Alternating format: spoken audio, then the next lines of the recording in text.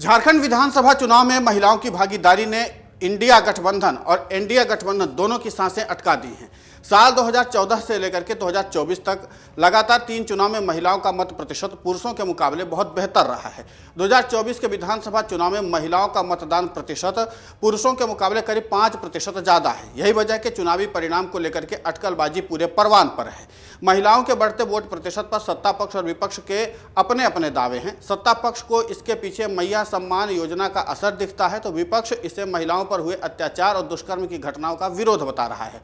झारखंड में कुल पुरुष मतदाता 1,31,33,429 हैं। इनमें से 85,64,524 वोटरों ने अपने मत डाले हैं, जो कि 65.06 रहा है। वहीं कुल की बात अगर करें तो 1,29,37,507 महिला मतदाताओं में से 91,16,321 मतदाताओं ने वोट डाले, जो 70.04% है। मतलब यह कि वर्ष 2024 के विधानसभा चुनाव में महिलाओं का वोट प्रतिशत पुरुषों के मुकाबले करीब 5% ज़्यादा रहा है।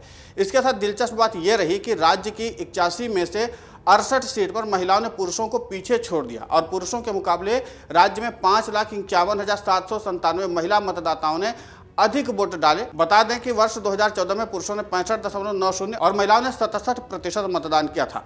2014 में महिलाओं का वोट प्रतिशत पुरुषों से 1.10 ज़्यादा रहा था। वहीं साल 2019 में पुरुषों ने 63.58% और महिलाओं ने 66.92% मतदान किया था। वर्ष 2019 में महिलाओं ने पुरुषों से 2.66% अधिक मतदान किया था। झारखंड की राजनीति को नजदीक से समझने वाले जानकार भी महिलाओं के बढ़े प्रतिशत को लेकर राजनीतिक दलों के अंदर बेचैनी को सही मानते हैं।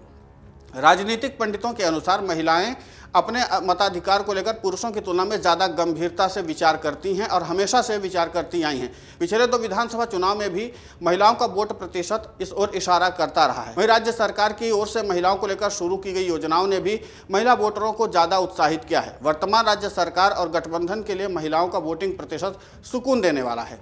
लोकसभा चुनाव में भी पीएम नरेंद्र मोदी की अगुवाई वाली सरकार बनाने में आधी आबादी ने बड़ी भूमिका अदा की थी। साल 2014 में महज 1% के साथ बढ़त बनाने वाली महिला वोटर अब 2024 आते तक करीब 5% की बढ़त बना चुकी हैं। वैसे राज्य की 81 में से 13 सीट पर पुरुष मतदाताओं ने अभी भी अपनी बढ़त बनाए रखी हुई है। अब देखना यह होगा कि इस चुनाव में महिला मतदाता किस राजनीतिक दल का भाग्य चमकाती हैं और किसका भाग्य बिगाड़ती हैं। हालांकि चुनाव परिणाम से पहले बाबूलाल मरांडी ने चौंकाने वाला दावा किया है, लेकिन फिर भी हेमंत सोरेन की ओर से दावा किया जा रहा है कि उनकी वापसी होगी, क्योंकि इस बार झारखंड की महिलाओं ने उनको अच्छा खासा वोट दिया है। लेकिन इस बात में कितना दम है ये तो कल पता चल जाएगा मतगणना के बाद। हालांकि झारखंड विधानसभा चुनाव के नतीजों में अब बस कुछ घंटों का समय बाकी रह गया है और इससे पहले सभी दलों की धड़कनें तेज हो गई हैं। इस बीच बीजेपी के प्रदेशाध्यक्ष और धनबाद सीट से उम्मीदवार बाबूलाल मरांडी ने बड़ा दावा किया है। उन्होंने कहा कि एनडीए को 50 से ज़्यादा सीटें मिलेंगी। बाबूलाल मरांडी ने कहा कि हमारे कार्यकर्ता पोलिंग बूथ और विधानसभा स्तर पर काम करते रहे हैं। उन लोगों से हमें जो जानकारी मिली है उस आधार पर मैं कहता हूं कि बीजेपी और एनडीए गठबंधन की 51+ सीटों पर जीत होने जा रही है। उन्होंने ये भी कहा कि प्रधानमंत्री नरेंद्र मोदी ने खासतौर पर माँ बहनों के लिए जो काम किया है उस पर उन्हें भरोसा है और इसलिए महिलाओं ने बढ़ चढ़ करके वोट किया है। झारखंड मुक्ति मोर्चा पर किसी को भरोसा नहीं है। उन्होंने पहले भी कहा था कि महिलाओं को 2,000 रुपये हर महीना देंगे, लेकिन नहीं दिया।